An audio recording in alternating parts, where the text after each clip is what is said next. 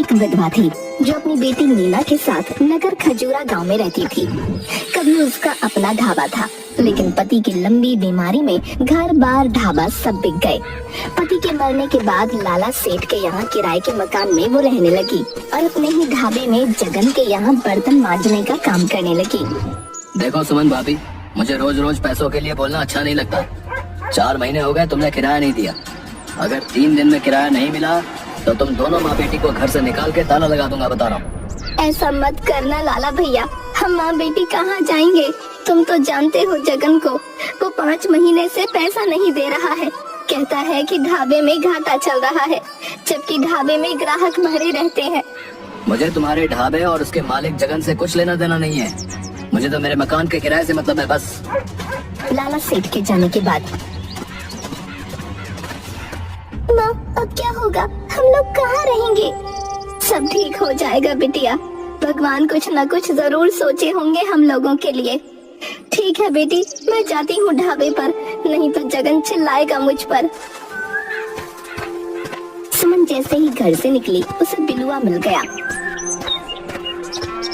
अरे चाची, सवेरे सवेरे लाला सेठ आप पर क्यों चिल्ला रहा था? अरे 4 महीने से मकान का किराया नहीं दिए हैं, इसलिए बोला है कि अगर 3 दिन में पैसा नहीं मिला तो वो मकान में ताला लगा देगा। तो पैसे क्यों नहीं दे देती? कहाँ से दूं पैसा? 5 महीने से जगन ने पैसा नहीं दिया है। घर का खर्च तो जैसे तैसे चल रहा है। 10,000 रुपए कर्ज हो गए हैं, पता नहीं कैसे चुकाएंगे। अगर आप कहो तो मैं आपकी मदद कर सकता हूँ। अरे इस समय मुझे पैसों की सख्त जरूरत है, कहीं से मुझे पैसे दिला दो तो बहुत मेहरबानी होगी। ठीक है, मैं होशियार सिंह से बात कर शाम को पैसे दिलवा दूंगा। सुमन वहाँ से ढाबे पर पहुँचती है। आओ भाभी आओ, हैं? बहुत जल्दी आ गई। आराम से आती, इतनी जल्दी क्या थी? अरे जगन भैया, देखो ना, सुबह सुबह लाला सेठ मकान मालिक आकर बोलने लगा कि 3 दिन में अगर 4 महीने का बकाया नहीं दिया तो वो ताला लगा देंगे। अरे तो आप मेरे ढाबे में ताला लगाने में क्यों जुटी हो? आधे ग्राहक तो लौट गए। ताला मैं क्यों लगवाऊंगी? अलबत्ता तुमने मेरा 5 महीने का वेतन नहीं दिया है, जिस कारण मेरे घर पर ताला लगने की नौबत आ गई है। मुझे मेरे पैसे दे दो, मुझे नहीं करना तुम्हारे पास कोई काम वाम। अरे भाभी, तू तो बुरा मान गई। ले लेना पैसे, मैं कौन सा भागा जा रहा हूँ। अरे आप तो अपने घर के आदमी हो। चलो थोड़े से बर्तन है, उसे मांज दो। मुझे नहीं काम करना तुम्हारे यहाँ, मुझे मेरा पैसा दो। ठीक है, शाम में आकर अपना पैसा ले जाना। सुमन वहाँ से चली जाती है। इधर बिलुआ होशियार सिंह से मिलकर सुमन की खेत वाली जमीन, जिस पर होशियार सिंह की नजर कई दिनों से थी, के बदले 50,000 रुपए कर्ज दिलवाता है। देखो भाभी, ऐसा है कि बिलुआ ने बताया है कि आप बहुत मुसीबत में हो, तो मैंने सोचा कि तुम्हारी मदद कर दूं। तुम्हारे खेत वाली जमीन के बदले तुम्हें 50,000 रुपए दे सकता हूँ।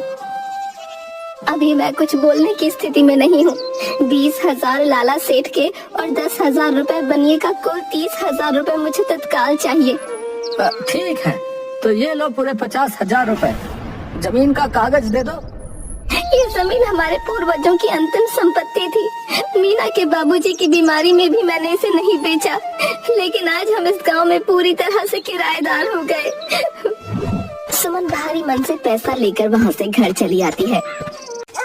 ये लो लाला सेठ, अपना किराए का पैसा, 4 महीने का बकाया और 2 महीने का एडवांस, कुल 30,000 रुपए। इसकी क्या जरूरत थी? मैंने तो ऐसे ही कहा था कि ताला लगा दूंगा। वैसी बात नहीं है लाला, मुझे खुद खराब लगता था। तभी मीना आकर बोलती है, माँ पंडित जी आए हैं। सुमन पंडित जी के पास पहुंचकर, प्रणाम पंडित जी। कहिए कैसे आना हुआ? मीना, जा कुछ पंडित जी के लिए खाने को ले आ। अरे नहीं नहीं, वो मैंने सुना कि तुमने अपनी जमीन होशियार सिंह को बेच दी है और वो उस पर शराब का कारखाना खोलने वाला है। हाँ पंडित जी, आपने बिल्कुल सही सुना है। क्या करती, बहुत सारे कर्ज हो गए थे। लाला सेठ का भी मकान का किराया 4 महीने से बकाया था। ऊपर से जगन के यहाँ मैंने काम भी छोड़ दिया। मेरे पास और कोई चारा नहीं बचा था। लेकिन होशियार सिंह ने मुझे ये नहीं बताया कि वहाँ पर शराब की फैक्ट्री खोलने जा रहा है। बात तो तुमने सही कही है सुमन, परंतु तुम अब करोगी क्या? कुछ सोचा है?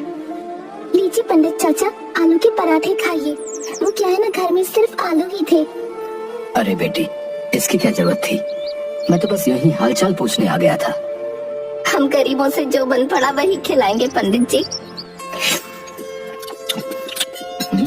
अरे वाह, इतना स्वादिष्ट आलू पराठा मैंने जीवन में अभी तक नहीं खाया।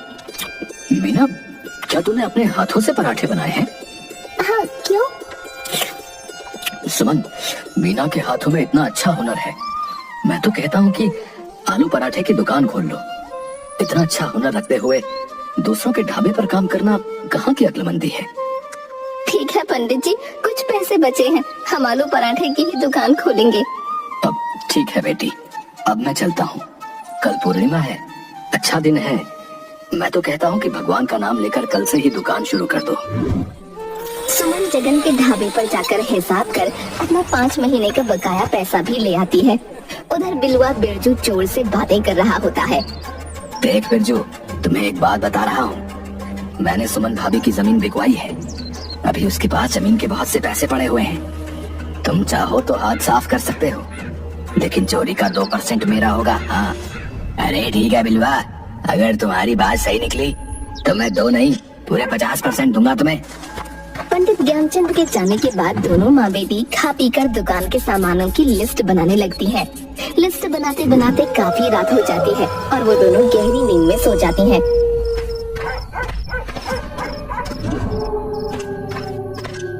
रात में बिरजू सुमन के घर में चोरी कर सारा सामान ले जाता है। सुबह सुबह मीना सुमन को उठाती है। माँ, सुबह हो गई, चलो बाजार जाकर आलू पराठे बनाने के लिए सामान भी लाना है। ठीक है बेटा, ठीक है, चाय पीकर चलते हैं बाजार, तू अंदर से झोला ले आ। मीना झोला लेने जाती है तो देखती है कि बक्सा खुला पड़ा है और सारा सामान बिखरा हुआ है। वो वहीं से चिल्लाती है, माँ, हम बर्बाद हो गए, हमारे यहाँ चोरी हो गई, चोर सारा सामान ले गया, अब क्या होगा? नहीं, ऐसा नहीं हो सकता। भगवान हमारे साथ इतना बड़ा अन्याय कैसे कर सकते हैं? क्या हुआ भाभी, सवेरे सवेरे इतना हल्ला क्यों कर रही हो? क्या बताऊं लाला, हमारे तो नसीब ही छोटे हैं। जो कुछ भी इस गांव में मेरी जमीन बची थी वो बेचकर मैंने कर्ज चुकाया। सोचा कि एक दुकान खोलकर जीवन काट लूंगी, लेकिन कल रात चोरों ने सारा सामान और पैसे चुरा लिए। ओहो, बहुत बुरा हुआ आपके साथ। रो नहीं भाभी, सब ठीक हो जाएगा। चोरी की खबर सुनकर ज्ञानचंद भी वहाँ पहुँचते हैं। लाला ठीक कह रहा है सुमन, मत रो, जो हुआ सो हो गया, अब आगे की सोच। ये ले कुछ पैसे, जाकर दुकान के लिए सामान ले आ। पंडित जी ठीक कह रहे हैं भाभी, ये लो 10,000 रुपए जो तुमने 2 महीने का एडवांस दिया था, दुकान से कमाई होने पर देना। सुमन और मीना दोनों बाजार जाकर आलू पराठा बनाने के लिए सामान और बर्तन सभी खरीद कर ले आती हैं और आलू पराठे की दुकान खोल लेती हैं। जल्द ही मीना के स्वादिष्ट आलू पराठे पूरे गांव में फेमस हो जाते हैं। राम राम भाभी, तुम्हारी दुकान के आलू पराठों का बड़ा नाम सुना है। आज मेरी बीवी मायके गई हुई है तो सोचा कि ना भाभी के हाथों का पराठा खाया जाए। आइए आइए सरपंच जी, ये छोटी सी दुकान खोली हूँ। पराठा मैं नहीं, आपकी बेटी मीना बनाती है। मीना बेटी, सरपंच जी को आलू पराठा ला कर दो। प्रणाम सरपंच चाचा, ये लो आपके पराठे। वाह, सचमुच बेजोड़ है।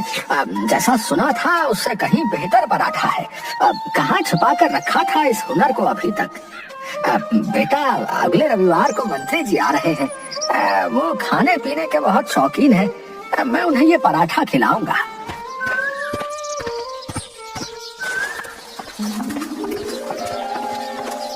देखा सुमन, मैंने कहा था ना कि मीना के हुनर को बाहर लाने की जरूरत है। कैसी चल रही है दुकान? बहुत ही अच्छी दुकान चल रही है, सब आपकी कृपा है पंडित जी। अगर ऐसे ही चलता रहा तो जल्द ही अपना मकान बना लेंगे। अगले रविवार को मंत्री जी को लेकर सरपंच आता है। उनके साथ व्यापारी मंगत लाल भी आता है। सचमुच इतना अच्छा आलू पराठा मैंने अपने जीवन काल में अभी तक नहीं खाया। सचमुच लजीज पराठा है। अब सुमन भाभी, आप हमें पराठे का मसाला बना कर दो, हम उसे पैकेट में बंद कर बाजार में सप्लाई करेंगे। जरूर, मैं कल से ही आलू पराठे का मसाला शहर भिजवा दूंगी। कसम झूलेलाल की, पूरे मार्केट में आग लग जाएगी। ये लो, पूरे 2 लाख रुपए एडवांस। जल्द ही मीना के हाथों के बने आलू पराठा मसाले का पैकेट पूरे शहर में छा जाता है। इधर आलू पराठा दुकान के कारण जगन का ढाबा बंद हो जाता है। अरे यार बिल्लू, जब से आलू पराठे की दुकान खुली है मेरी दुकान ही बंद हो गई है।